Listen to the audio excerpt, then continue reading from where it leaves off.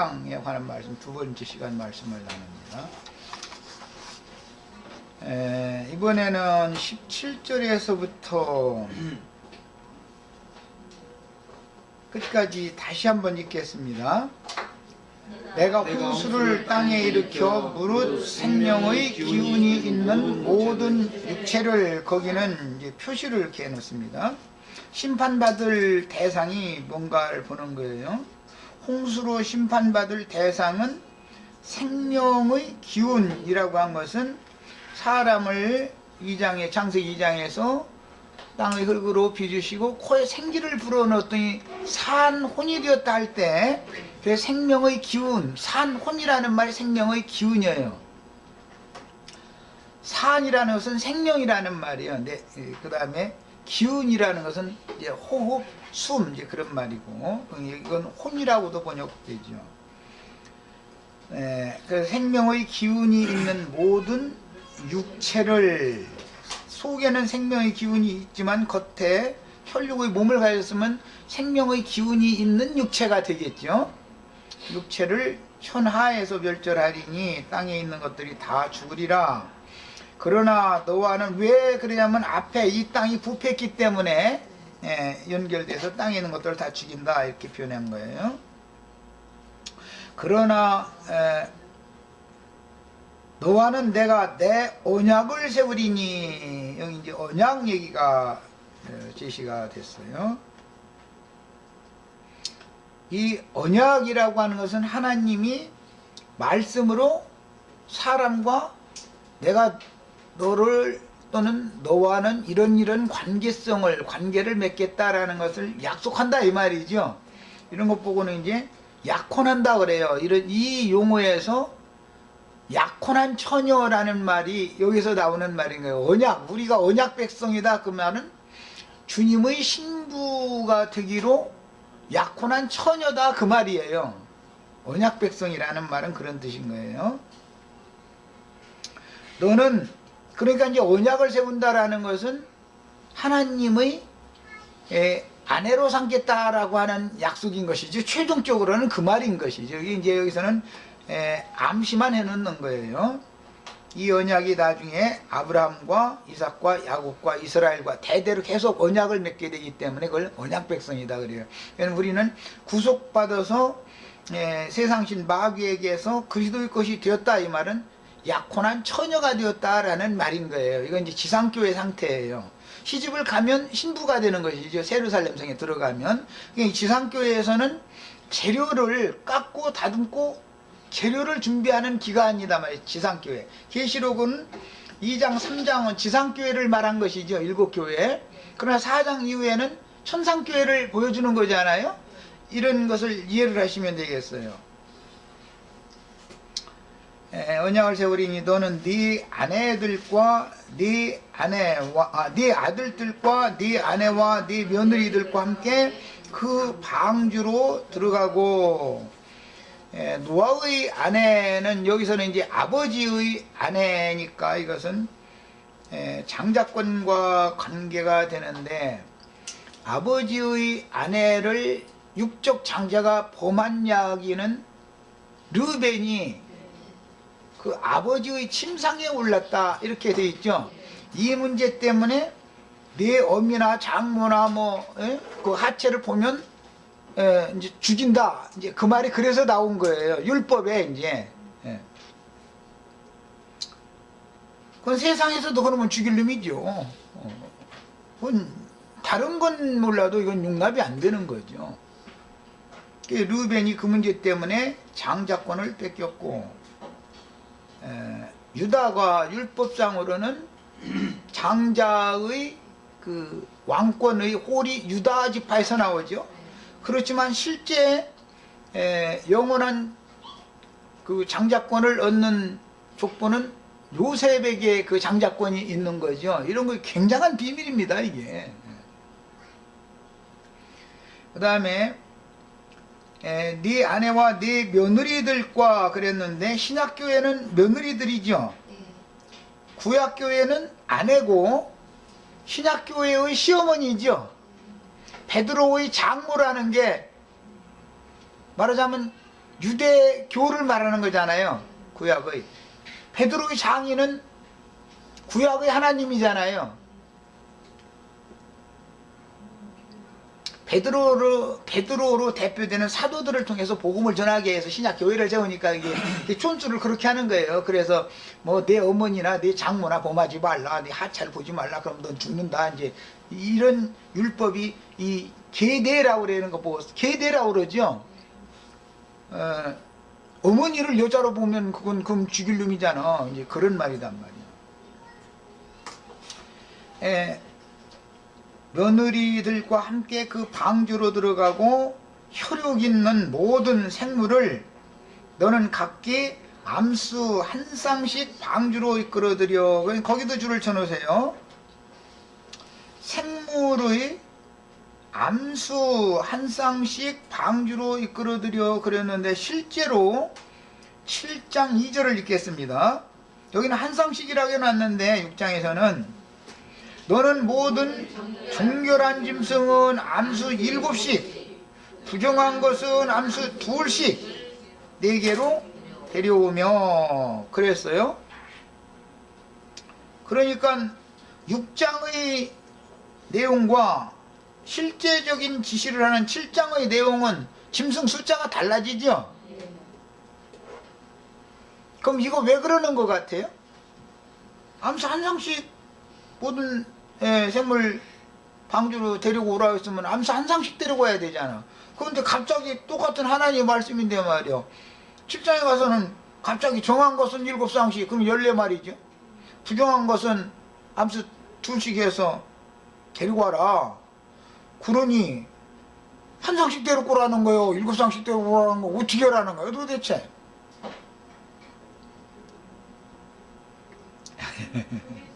예? 예. 7교회 7장에서는 교회 시대를 특히 강조한다라는 걸 알 수가 있죠. 구약시대는 하나님의 교회는 유대교라고는 하나밖에 없죠. 유대교 지도자들과 유대인들은 암수 한 쌍씩이죠. 그러니까 거기서는 구약교회는 암수 한 쌍으로 상징이 되어지만 신약교회는 7쌍, 이게 상징이다라는 걸 알 수가 있죠. 그래서 내가 구약의 성막, 방주, 성막, 성전, 신약의 지상교회, 천상교회, 그 다음에 영원한 교회, 이렇게 세 단계를 아까 서두에 이미 그래서 말을 해놨던 거예요. 이해를 돕게 하려고. 그리고 이제 규격 이야기도 여기서까지는 뭐 3이나 7이라는 수가 사용이 되고 있지만 계시록 완성에 가서는 12라는 수만 사용하지 않아요? 이런 것도 이런 규격을 말할 때는 이것을 이해를 알아야 이해를 하셔야 돼요. 숫자 치수를 제시할 때도 왜 이렇게 하는지를 이해가 필요해요. 그 다음에 이끌어들여서 너와 함께 생명을 보존하게 하라 그랬는데, 이게 보존한다라는 것은 씨를 유전시킨다 그 말이죠. 그래서 7장 3절에서는 공중의 새도 암수 7씩 데려와서 그 씨를, 그러니까 이 방주에 들어간 모든 사람이든 짐승이든 이것은 종자 씨다라는 걸 알 수가 있죠.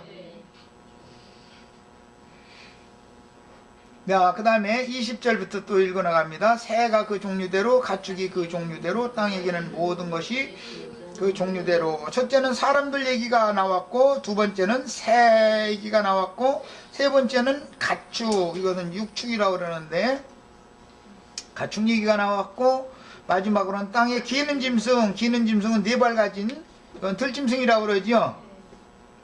가축도 4발 가진 짐승들이지만 가축과 들짐승, 땅에 저주받은 땅에 기어다니는 짐승은 구분이 되죠. 사람과 새와 가축과 땅에 기는 모든 혈육이 있는 생명의 기운이 있는 것들, 그 육체들은 내생물이라고 그래요. 내생물. 그러니까 여기서 지금 말하고자 하는 것은 염두에 두는 것이 내 생물과 관련을 두고 있다는 걸 알 수 있죠. 창세기 1장에 사람을 하나님 형상 모양으로 창조하시고 그분의 모양대로 만드신 다음에 그렇게 만들어진 사람들에게 모든 생물을 다스리게 하자 이렇게 표현을 했었었죠. 이 네 생물은 예수님의 표현에서 이제 신약에 와서는 너희라는 제자들이에요. 12제자들. 나의 모든 환난에 동참하였기 때문에 내 나라가 이루어지면 내 상에서 먹고 마시며 누구를 다스리게 해준다? 이스라엘 12지파를 다스리게 해준다. 그러니까 네 생물은 이스라엘 12지파에 대한 상징이다 하는 걸 알 수 있죠. 이스라엘 12지파는 한 야곱, 한 성령으로 말미암아 난 자들이지만 아내는 몇이 났어요? 네 아내가 낳는 거예요. 그래서 네 생물이라고 그래요. 다 상징의 성경이라는 것은 신약 교회도 원래는 7교회지만 살아서 그날을 맞을 구속받은 성도들은 4교회에 속해 있다가 맞게 되죠.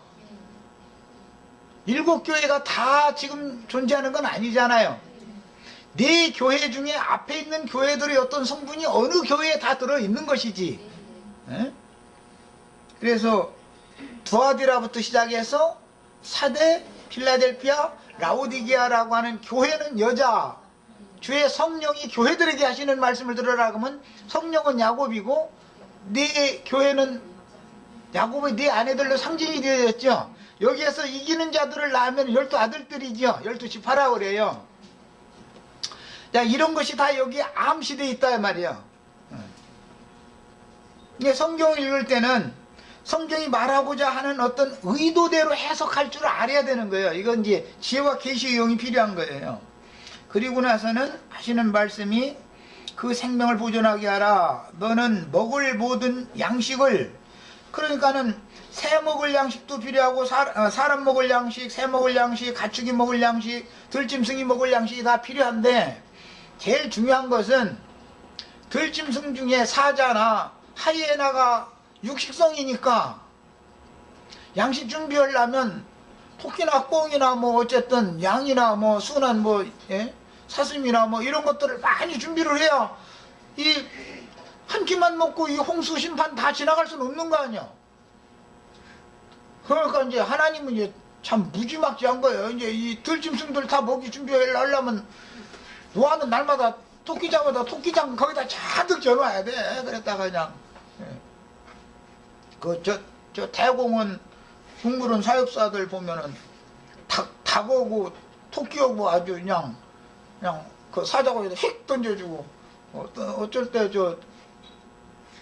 보면은 뭐 이제 양식 주는 거 텔레비전에 나오는데 보니까 이렇게 그냥 토끼나 뭐 닭이나 이런 거 그냥 던져주니까 그냥 한 입에 딱 먹어버리더만 아주 그냥. 그러니까 사람 먹는 양식 구하라고 했으면 우리나라 같으면 뭐 쌀하고 뭐 간단한 식사를 하려고 라면하고 물하고 준비하면 되겠죠. 근데 불도 준비해야 돼요. 물 끓여야지 또 이제. 이 노아가 할 일이 보통 많은 게 아니야. 그래서 이 노아와 그 가족이 3층에서 살지만 거기는 곡식창고예요. 그러니까 말하자면 노아가 있는 3층은 곡식창고겠죠. 그런데 사람 먹을 양식만 준비하는 게 아니라 새모이도 준비해야 되고 가축 먹을 그 건초라도 어쨌든 준비를 다 해놔야 되잖아. 이게 소, 양, 염소 뭐 이런 거 전부 다 먹여야 되니까 그래야 되고 호랭이니 뭐 사자니 뭐 하이에나니 난 그게 제일 걱정이 되나 그거 먹을 양식을 준비하는 거. 그리고 또 새 양식 준비하려면 뭐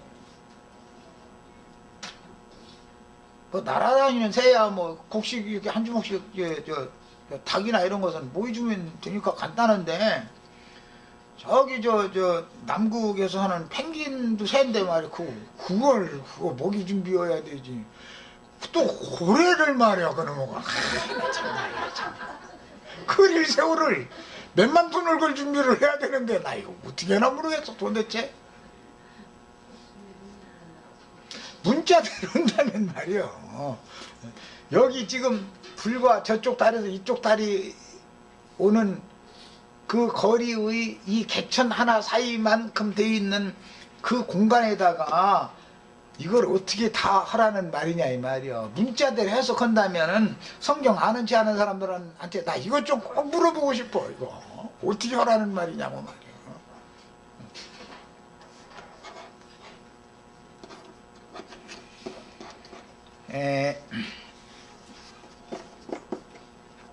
그러니까 노아의 방주는 노아 자신의 몸과도 같죠. 성전이라는 건 예수님의 몸을 상징한 거니까 예수님 자신과도 같잖아요. 예수 그리스도 영 안에는 모든 짐승 다 먹일 양식이 충분히 들어있죠. 이렇게 해석을 해야 맞는 것이고, 세 사람인 예수 그리스도 안에는 모든 정한 짐승이 다 들어있는 거고, 한 사람 첫 아담 안에는 모든 부정한 짐승이 거기에 다 포함되는 얘기로 이렇게 해석을 해야 이게 이해가 되지.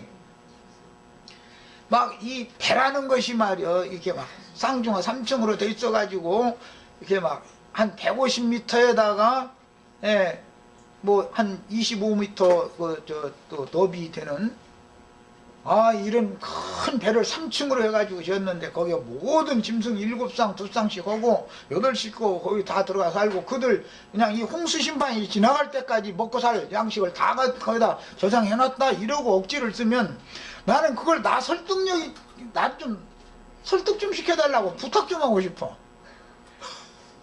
우리 형제자매님들 내가 이 얘기를 제시를 하기 전에는 이거 뭐 노아한테 그렇게 했지 하고 넘어갔지. 이거 생각도 안 해봤죠. 이렇게 대충 하는 것이 이게 돌팔이 의사라고. 이게 아예 모르면 나 모르겠다 하면은 하나님이 영감으로 해석을 해줄 수가 있지만, 아는 채 해버렸다가는 이건 곤란해지는 거예요. 이제 정한 짐승은 하나님의 관점에서 볼 때는 하나님의 말씀을 받으면 다 회개한 사람이 회개시키는 것이 하나님의 말씀이니까 정한 짐승이죠. 육체를 갖고 있으니까 상징이에요. 부정한 짐승이라 하나님의 말씀을 받은 적이 없는 이방인들이죠. 회개가 필요한 사람들이에요. 그런데 회개가 필요한 사람들이 오히려 베드로를 보내가지고 고넬료 집에 모인 사람들이 회개하고 주님께로 돌아오니까 부정한 짐승들 다 잡아먹으라 그랬잖아요. 베드로가 무슨 사자 잡으면 부정한 짐승 사자죠. 하이에나 잡아먹으러 다녔겠어요. 무슨 살쾡이를 잡아먹으러 다녔겠어요, 베드로가. 그래서 이런 말씀 때문에 구약의 율법의 레위기 11장에 보면 먹을 수 있는 정한 짐승과 먹을 수 없는 부정한 짐승 얘기가 그래서 나온 거예요. 이 모든 어떤 율법이 먼저 나오면은 어떤 앞에 뭔가가 암시가 있었기 때문에 그것을 설명해 나가느라고, 즉 그리스도와 교회에 대해서 설명해 나가느라고 뒤에 율법으로 정하고, 율법을 선지자들은 영어로 이제 해석을 해주는 거예요. 이렇게 하는 거예요. 이런 그 성경의 해석법을 잘 이해를 하셔야 되겠어요. 자, 방주, 성막, 성전의 제도와 식양은 주님의 몸인 지상교회, 천상교회인 주님의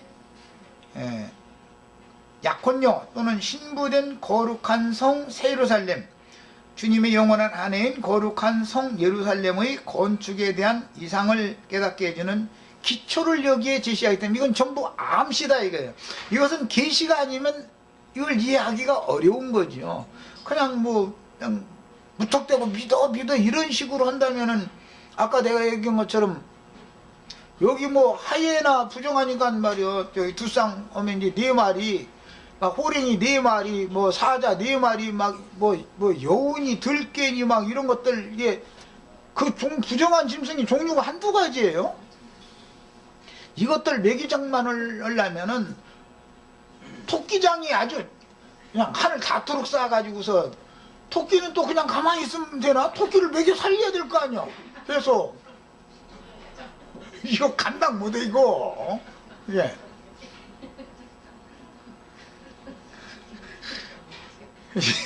예수 그리스도 안에는 모든 정한 짐승, 부정한 짐승, 온전한 구원이 다 이루어지기까지 능히 먹일 수 있는 식물이, 양식이 넉넉한 것을 믿으셔야 돼요. 이렇게 해석을 해야만 이게 맞는 말이지.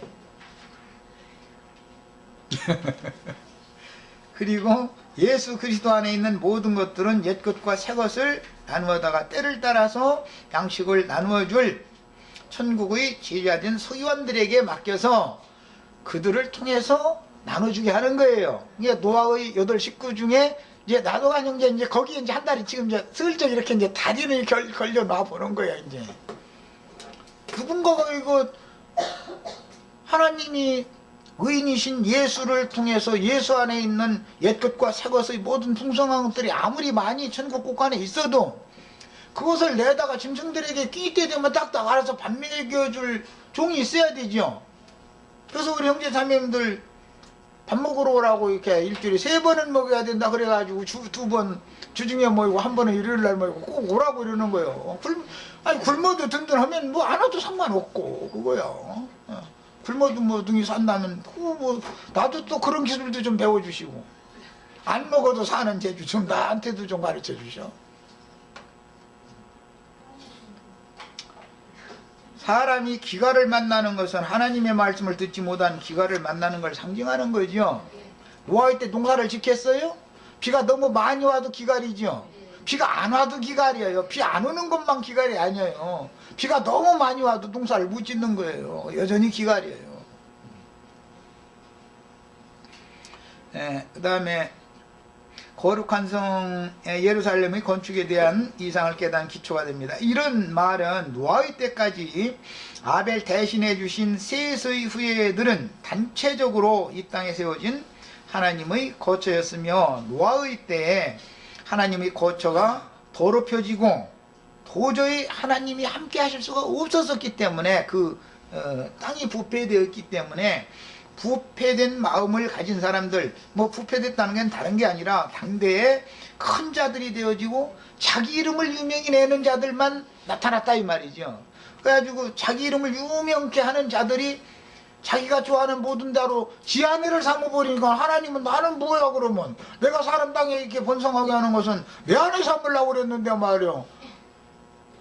아버지 아내 다 아버지 심상이 오르는 놈들이 어떤 놈들인지 아시겠죠? 전부 말이요. 존수도 몰라. 이건 다쳐 죽일 놈들이에요. 이거는 아비의 여자를 손대다니고 말도 안 되는 소리죠. 그러니까 어떻게 해야 돼요? 쓸어버려야 되겠죠. 연놈을 다 쓸어버리는 거 이제는 한꺼번에 그냥 완전히 더 싹 이러는 얘기예요. 그래서 아비의 침상에 오른 자는 장자권, 그 나라를 기업으로 받는 장자권을 뺏기는 얘기가 여기서 상징인 거예요. 이런 것이 하나님의 말씀을 받은 자들이 장자권자들이잖아요. 그런데 그들이 모두 다 아비의 침상에 올랐다 이거예요. 그러니까 이 부정한 게 그 여자들은 용서해 주는 게 아니죠.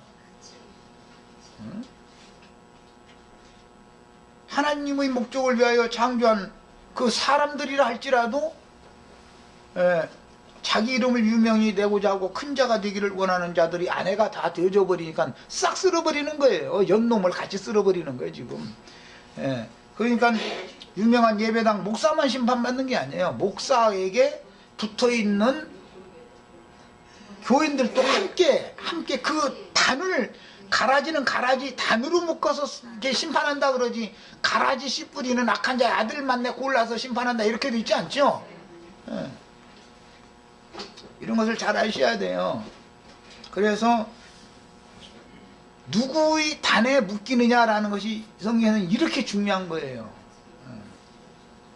휴왕님은 보아스의 밭에서 추수하는 사람들이 단에 묶여야지 다른 밭으로는 가지 말라는데 어떻게 다른 밭으로 가서 난 저 밭이 더 이삭이 더 많을 것 같다고.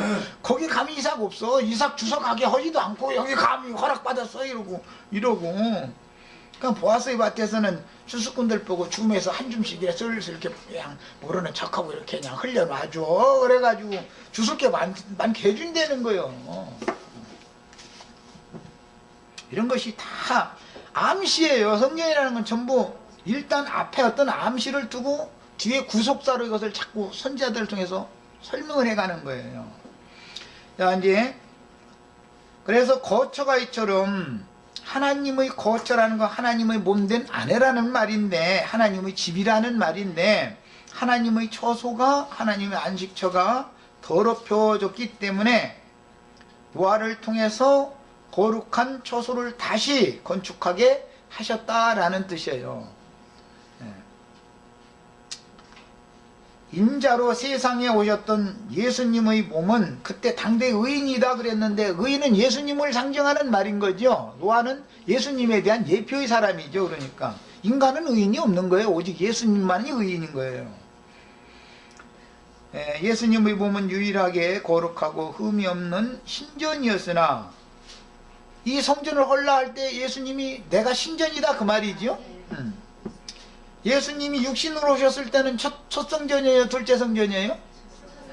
첫 성전이 서 있을 동안에는 하늘 성전이 지성소로 들어갈 수 있는 길이 열려 있는 거예요, 막혀 있는 거예요? 그래서 예수님이 반드시 죽어야 되는 첫 성전이 무너져야 되는 거예요. 그래서 몸의 구속을 받지 아니하면 거룩한 성에 들어갈 수가 없죠. 길이 아직 안 열리기 때문에. 첫 성전인 죄 있는 육신의 모양이었으므로 세상 죄를 졌기 때문에 죄가 되게 하사 화목제물로 드리게 하셨다 그랬는데, 죄가 되어 심판을 받고 첫 성전은 무너지는 거예요. 구약 성경을 읽다 보면은 바벨론에 갔다가 사로잡혀 갔다가 돌아온 무리들이 두 번째 스룹바벨 성전, 두 번째 성전의 지대를 놓을 때 다 그 노인들이 울었다는 거잖아요. 첫 성전이 얼마나 아름답고 영화로웠는지를 그들은 봤다 이거예요. 그것은 육신으로 오신 예수를 본 유대인들이었던 사도들을 상징하는 사람들이잖아요. 연로한 사람들이다 이거예요. 그 사람들은 적어도 90세 이상 이렇게 된 사람들이, 70년 포로로 갔으니까 청년 이상 돼가 있을 때 간 사람들이었으니까 다시 돌아온 사람들은 수가 적겠죠. 이제 역사적으로 보면 그 첫 성전이 얼마나 아름답고 영화로웠던지를 아는 사람들이었다는 거예요. 그런데 그 첫 성전이 완전히 무너졌다가 그 성전을 다시 짓는 그 지대를 이렇게 청량줄을 청량을 해가지고, 청량줄을 통해서 재서 청량을 해가지고 지대를 닦을 때, 그 터를 닦을 때, 성전 터를 닦을 때 그렇게 울었다는 거예요. 이것은 교회의 터는 그리스도다 그러죠. 터라는 것은 예수 그리스도가 어떠한 은혜를 베푸셔서 죄인들을 구속하셔가지고 정결한 영혼들이 되게 해서 그 사람들로 하여금 하나님의 신전을 세우는 기초를 삼는다라는 말이기 때문에, 이것에 대해서 아는 사람들은 그게 너무 감격스러웠던 것이죠. 우리도 이제 이런 것 보고 이제 집을 질 때 처음 하는 일이 터 닦는 거잖아요. 이런 것 보고 계시록에서는 처음 사랑이다 그래요. 우리는 이런 게 이상이 있는 사람들은 처음에 아무것도 모르고 나 같은 죄인도 주님께서 용서해 주셨다는데 처음에는 믿어지지도 않아. 그 소리 들으면 처음에는 죄인이라 소리 들으면 기분 나쁘지. 내가 말이야, 나름대로 나같이만 바르게 살면 세상이 이렇겠냐고 이러고 있는 사람은 뭐 눈물 흘릴 일이 없죠. 그런데 막 정말로 자신이 세리고 창녀고 모든 부정한 그 정과 흠들이 너무 많은 사람이다라는 걸 너무 깊이 깨달았는데, 그래도 주님께서는 의인들이었던 첫 성전을 세웠던 유대인들 그 건축자들을 다 버려버리고 아무것도 아닌 죄인들을 불러서 신전을 짓는 건축 재료로 삼고 건축자로 삼는다, 이런 얘기를 들려줄 때 이게 깨달으면은 눈물이 안 나올 수가 없죠. 그 이제 이 처음 사랑이 있어야 기초가 닦여, 신앙의 기초가 닦여져야 그 다음에 건축하는 얘기를 하면은 이게 자연스럽게 받아들여지는 것이지, 터가 예를 들어서 모래장불 같은 데다가 큰 건축물 지어놓으면 무너지죠. 오늘 아침에 뭐 신문 보니까 무슨 뭐 4대강 무슨 본가 어디에 뭐 이렇게 뭐 25m 깊이 뭐 큰 무슨 뭐 이게 함정이 뭐 생겨가지고 그게 지금 다 무너지게 생겼다고 이제 그러는데 참 돈도 쓸 때가 제대로 써야 되는데 뭐 엉뚱한 방식으로 그렇게 해놔가지고 이게 참 보통 문제 아닌 것 같아. 뭐 그건 그거고 세상 나이니까 뭐 무너지면 그대로 놔두더니 새로 만들어야 되면 새로 만들면 되지만 이게 나의 전 인생을 들여서 나를 하나님 앞에 신전으로 하나님의 처소로 세운다고 나름대로 세웠는데 이 생을 떠나는 날 막상 가서 보니까 반석 위에 세운 집이 아니고 모래 위에 세운 집이 돼가지고 그냥 휙 하고 무너져 버렸다. 그러면 이거는 정말 참 보통 문제 아니죠. 이거는 어떻게 돌이킬 수 있는 문제도 아니고. 예, 그래서 첫 성전으로 오셨던 죄 있는 육신의 모양으로 오셔서 죄가 되어 심판을 받고 무너졌으나 이것은 율법 성전이 심판받고 무너지는 것은 상징이죠. 율법의 마침이 이르도록 율법 아래에서 유대인의 모습으로 왔으니까 첫 성전인 예수 육체는 반드시 죽어야 되는 거죠. 예수가 죽기 전에는 하늘 성전에 들어가는 길이 아직 열리지 않았죠. 이제 예수가 죽은 다음에는 하늘 성전 더 크고 온전한 아버지 집으로 그 제자들도 함께 들어갈 수 있는 이제 길이 이제 열리는 거예요. 이것을 새롭고 산 길이다. 신약성경에는 그랬어요. 그 영이 되어 다시 오신 주님의 영과 연합된 제자들로 세운 지상교회는 첫 성전의 실현이기 때문에 우리도 지금 현재는 지상교회를 세우고 있는 중이죠. 여기서는 불완전하고 반드시 지상교회라는 것은 무너지는 것이죠. 큰 성 바벨론으로 가기 때문에 큰 성 바벨론이 반드시 무너져야 되는 거예요. 바벨론이 무너지지 않으면 완전한 참신전을 세울 방법이 없죠. 지상교회는 반드시 끝나게 돼 있어요. 그래서 더 그 온전한 참성전인 우리의 아버지 집 곧 장자들의 천상교회, 하늘의 시온산에 있는 장자들의 교회다 그랬는데 그건 이제 하늘교회죠. 그러니까 히브리서 12장 22절 얘기는 장자들의 천상교회는 영원하고 완전하여 무너질 수가 없는 교회입니다. 이런 교회를 세우는 건축자들이 필요한데 이 건축자들은 지상교회에서 어머니를 포함하지 않는 사람들이다 이거예요. 뭔 소리인지 아셨죠? 이제 이거는 왜 주님의 배필이 되어져야 된다는 인식이 너무 확실한 사람들이다. 그 자기 이름을 유명히 내는 것을 그것을 거부한다. 결국은 세세의 후예들이 이처럼 멸망받게 된 원인이 큰 자들이 되어져 가지고 자기 이름을 유명히 내는 자들이었고 많은 사람들을 자기 아내로 삼는 것이 이게 심판받는 원인이 됐던 건데 노아의 후손들도 결국은 바벨에 이르러서 우리가 대를 하늘에 닿도록 쌓아 올리고 우리들이 흩어짐을 면하고 우리의 이름을 유명하게 내자 그랬죠. 똑같은 일이 온 거죠. 반복되는 거예요. 그래서 셋의 계보로부터 시작되어져서 노아의 계보까지와 노아로부터 시작해서 아브람에 이르는 아브람의 아비 데라까지의 노아의 계보 두 계보는 마태복음이라고 하면 마태복음은 천국복음이다 그러는데 천국복음의 계보에는 들어가지 않죠. 그러나 예수 그리스도로 말미암아 다시 누가복음에 가서는 하나님께로 족보가 올라갈 때 보면 다시 회복이 되죠. 언제는 이름이 흐려졌다가 언제는 다시 회복되는 일이 이거 이치가 너무너무 비밀스러운 거예요. 천국에는 들어올 수 없던 사람도 하나님의 나라는 들어갈 수가 있다라는 얘기인데 기독교는 이런 것을 모르지요. 지금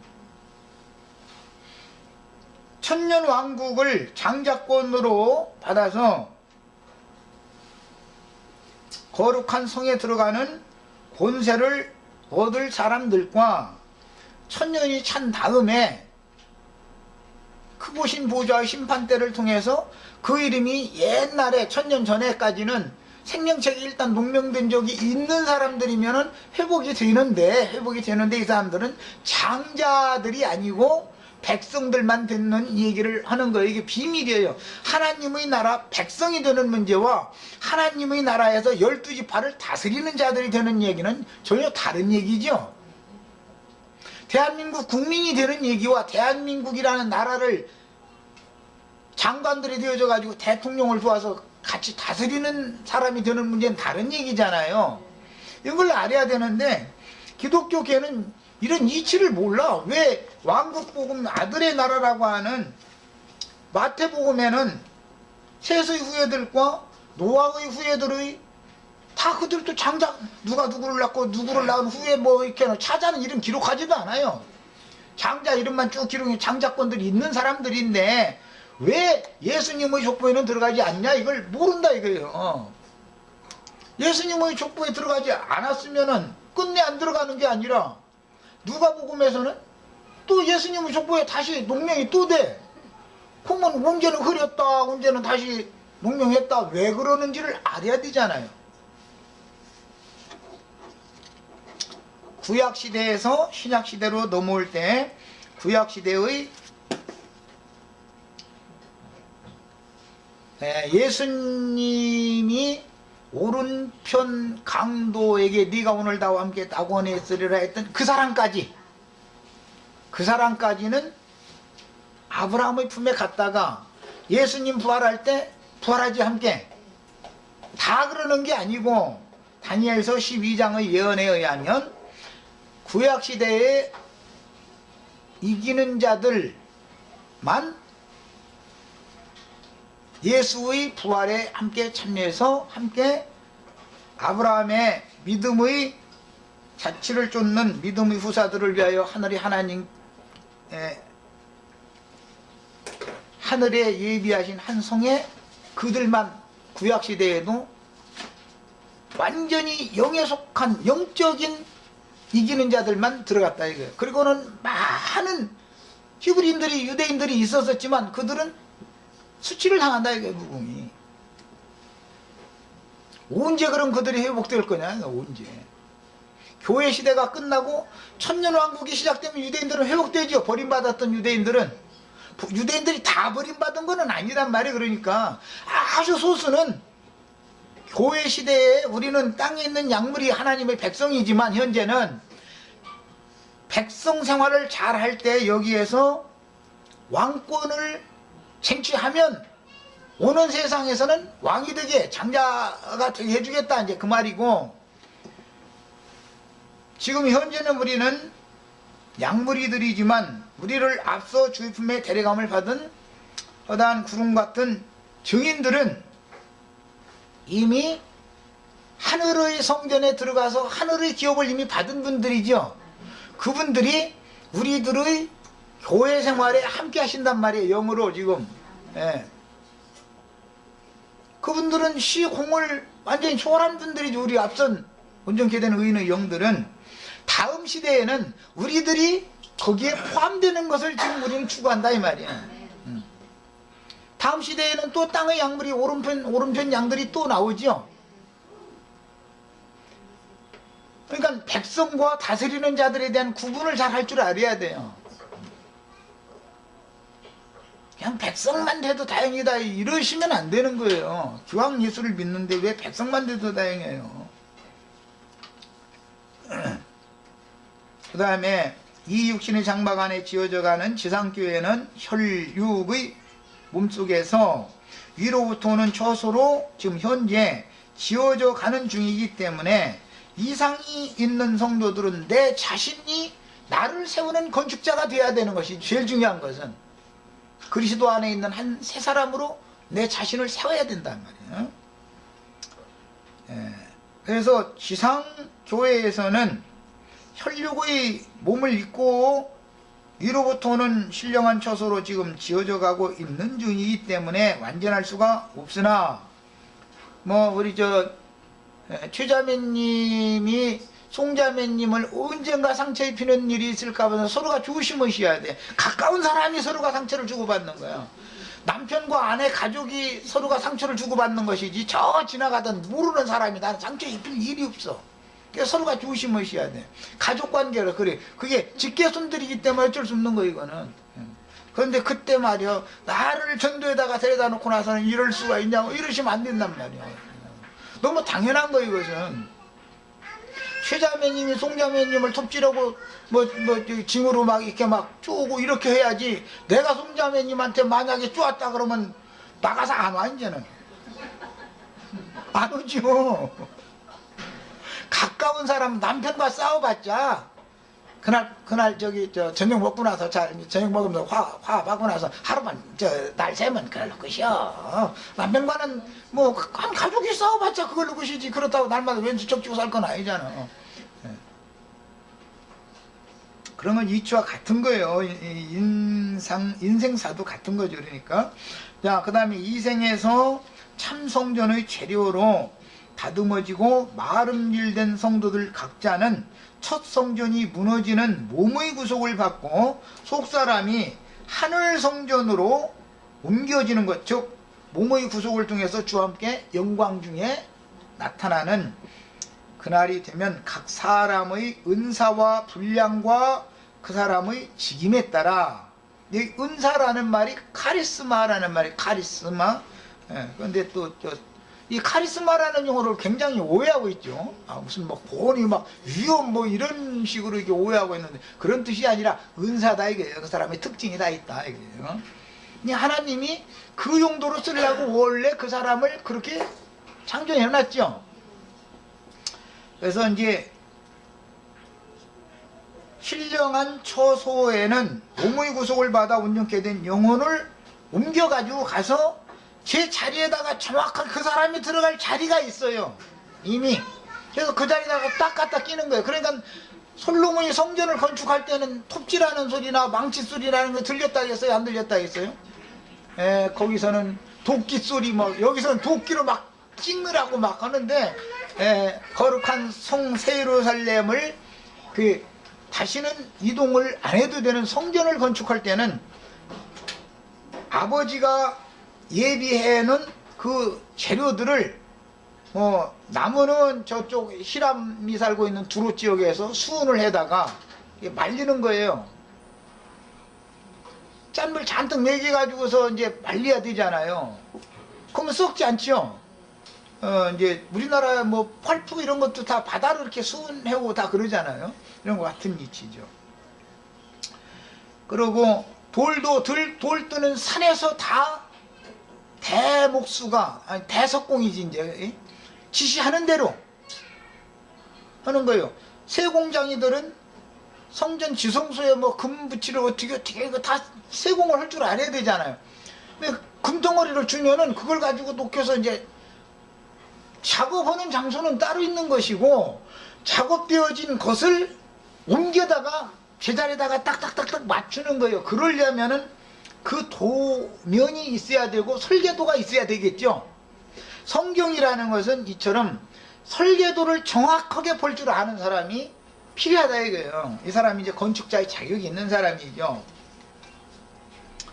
그래서 교회 시대에는 시끄러운 소리가 나는 것이 너무 당연한 일이니까 앞으로 혹시 누구와 뭔 일이 벌어져도 울고불고 하고 이럴 줄 몰랐니 저럴 줄 몰랐니 그런 소리를 절대 하시면 안 돼요. 당연한 거예요.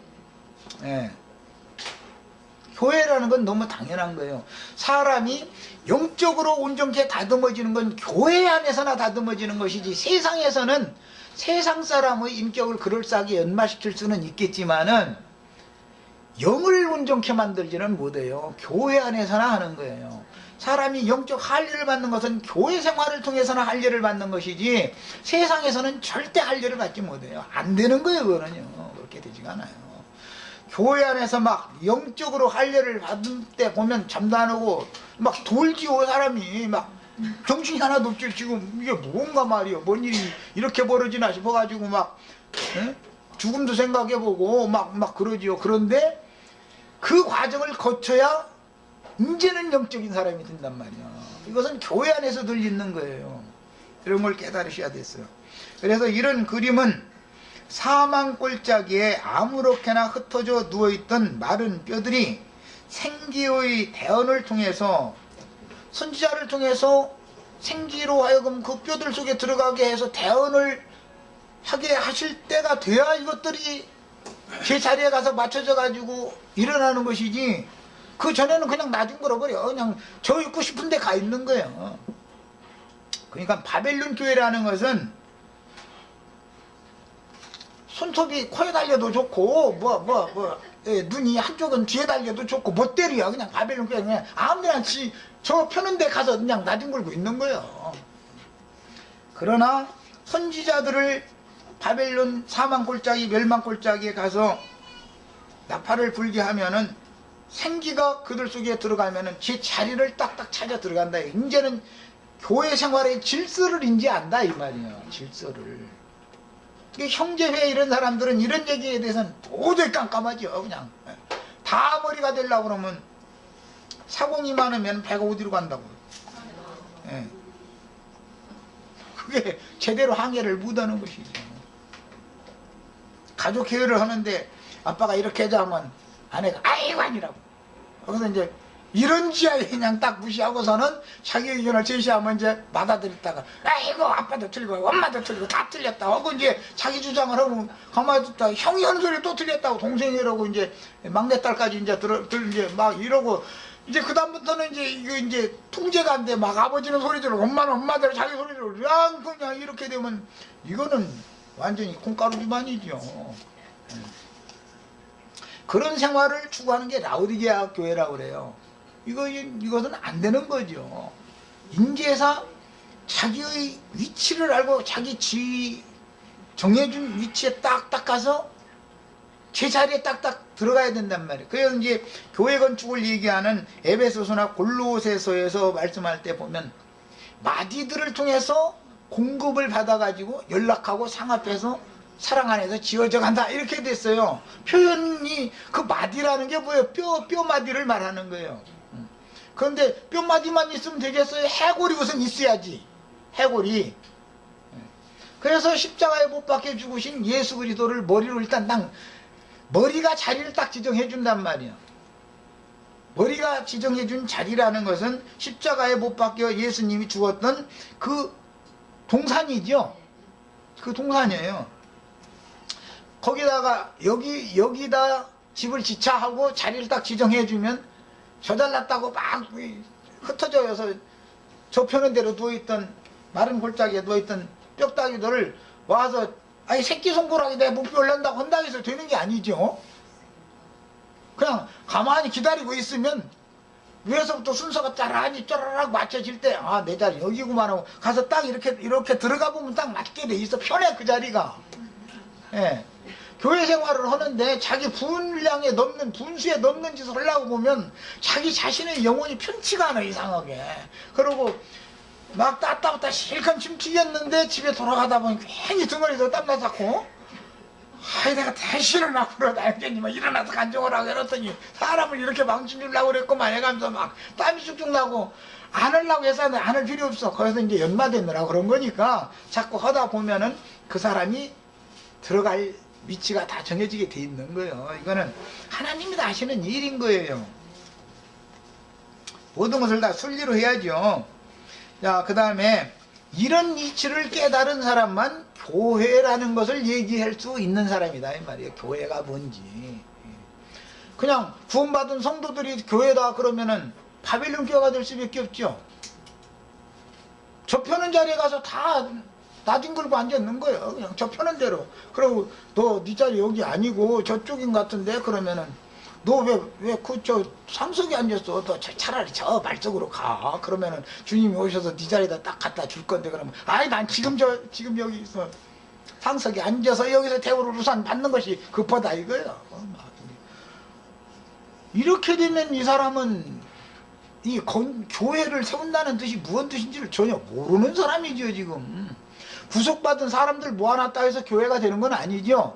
질서가 잡혀야 된단 말이에요. 질서가. 이게 교회라는 것은 그 질서의 하나님은 교회를 고린도 교회에서 가장 강조하는 것이 질서의 하나님이란 말이에요. 하나님, 무질서 하나님이 아니다. 이걸 강조하는 거예요. 네, 고린도 교회는 그냥 방언 터졌으니까 내가 머리가 돼야 되겠다 그러고, 나는 뭐 은사 받았으니까 뭐 머리 되겠다 그러고, 서로가 이래서 하니까 머리가 하도 많으니까 주님께서 세우는 머리인 아볼로 형제는 아이 머리가 많아서 나는 도대체가 거기서는 어떻게 못 오겠다고 그랬다는 거잖아요. 이런 걸 배우셔야 되겠어요. 예, 세상에서도 방자 행하면 자기 신상이 괴로운 거예요. 그 다음에 솔로몬 성전을 건축할 때 이방에서 수운해온 나무들을 목수들에게 맡겨서 규격대로 마름질하는 곳이 있었고, 돌들도 산에서 떠서 석수들에게 맡겨서 마름질하는 곳이 있었으며, 그 다음에 쇠붙이들도 쇠를 녹여가지고 규격에 맞춰서 필요 용도대로 하는 풀무 승량까지 있었겠지요. 당연히 거기에서 다 제작을 해가지고 성전을 실제로 건축할 때는 옮겨다가 딱딱 갖다 지자에다 맞추기만 했다는 거예요. 그래서 성전을 건축할 때는 무슨 대패 소리, 뭐 톱 소리, 그 망치 소리, 이런 도끼 소리가 나지 않았다 이렇게 돼 있어요. 이런 말을 우리가 잘 아셔야 돼요. 여기는 뭐 도끼 기르는 사람, 도끼 은사 가진 사람이 더러 있죠. 톱 은사 가진 사람도 더러 있고, 또 이제 거기다 대고 또 대패질 이제 잘하는 은사 가진 사람도 있고, 이게 막 불 쪽에다 넣고 막 그냥 막 풀무불 막 7배나 뜨겁게 해가지고 막 바짝 달궈가지고 두들겨 패고 해가지고 이렇게 세공하는 그런 기술자도 있고, 교회 안에는 다 적수가 있기 마련이에요. 어떤 면에서는 누가 나의 적수가 되고, 제일 치는 사람이 꼭 그렇게 되는 거예요. 그래서 인간적으로, 난 그래서 인간적으로 적당한 선을 놓고 친하게 지내라, 지체들이 말이에요. 잘못하면 서로 상처 주고 받는데, 큰 상처를 받아가지고서 이렇게 실족당할 정도까지 되지 않게 하려고 내가 그런 걸 부탁하는 거예요. 뭐든지 해서 뭐든 적당하게 해야 되는 것이지, 세공쟁이가 말이야 풀매에 녹여가지고 막 망치 많은 것 갖다가 막 있는 힘을 다해서 두들겨 패는 게 아니잖아. 톡톡톡톡톡톡톡 이렇게 적당하게 두들기고서 또 이렇게 하고 하는 것이지, 막 무대뽀로 막 이렇게 하는 건 아니잖아. 톱질을 하겠다고 가서 막 그냥 막 흥부 밥 타듯 이렇게 하는 건 아니잖아. 뭐든지 순리대로 해야죠. 자, 이걸 이제 이번에는 읽겠습니다. 열왕기상 5장 6장 요거 읽고 마치겠습니다. 다음 목요일 날 이 나머지 문제들은 좀 더 말씀을 나누기로 하고, 오늘 이제 시간이 돼서 열왕기상 5장 6장에서 말씀을 읽겠습니다.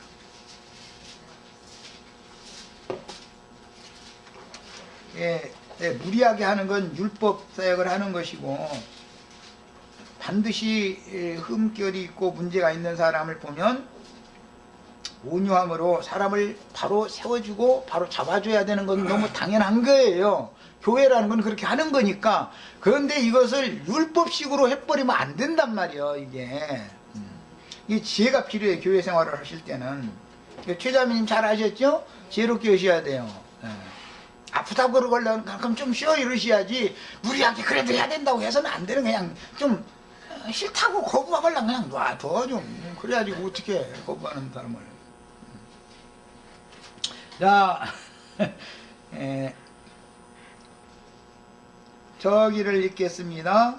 5장 17절 18절 읽겠습니다. 이에 왕이 명령을 내려 크고 귀한 돌을 떠다가 다듬어서 성전의 기초석으로 놓게 하며, 이 기초석은 12사도들을 상징하는 말이죠. 계시록엔 12기초석이 있는데 12사도들의 이름이 있더라 그랬잖아요. 그건 이제 큰 돌들이죠. 그건 큰 돌들